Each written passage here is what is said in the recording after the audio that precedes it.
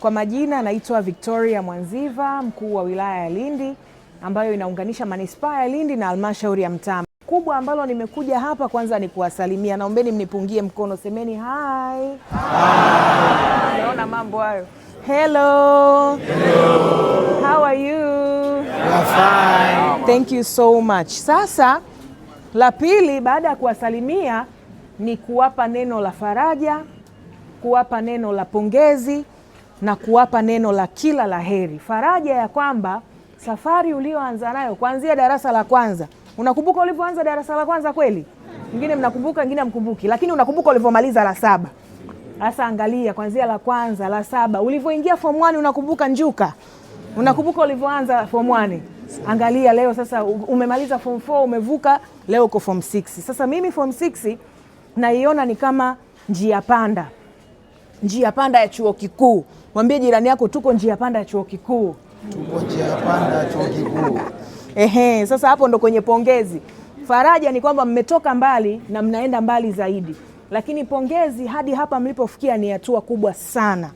Ni hatua kubwa sana. Wangapi mlianza nao la kwanza mpaka la 7? Wangapi mlianza nao mpaka form 4?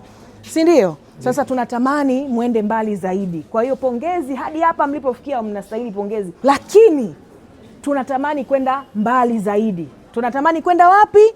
Mbali zaidi. Ndio hapo kwenye kila laheri sasa. Kila laheri katika mitihani yenu ya kidato cha 6, mitihani ya taifa. Tuna imani mtavuka salama. Kama safari yote hii mmetoka mmefika mpaka hapa, ina maana tunawatarajia, tunawategemea kwamba mtavuka salama. Na huko sasa mwende na nyinyi mkawe wataalamu mbalimbali.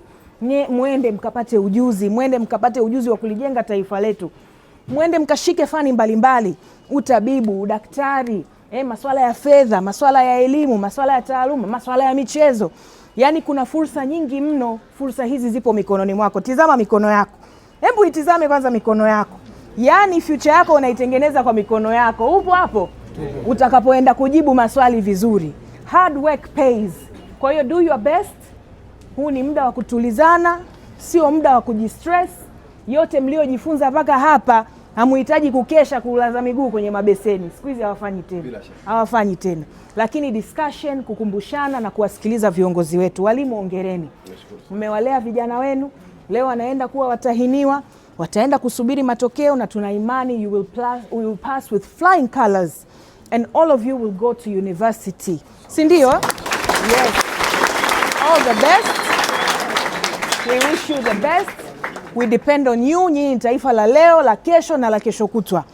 Pambaneni, mfaulu vizuri, mwende mkalijenge taifa lenu. Kuna vyuo vingi sana Tanzania. Kuna mikopo Mheshimiwa Rais Dr. Samia Suluhu Hassan ametuletea.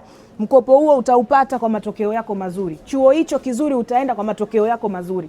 Na sasa kwa sababu mimi nimepita huko, nimefanya mtihani wa taifa la 4, la 7, form 2, form 4, yani ni mitihani ya taifa. Kwa hiyo mitihani sio kitu kigeni kwenu. Simoko mshafanya za kutosha. Sana. Kwa hiyo sasa hizi mnaenda kufanya mitihani ya taifa. All the best to you. Wishing you all the best.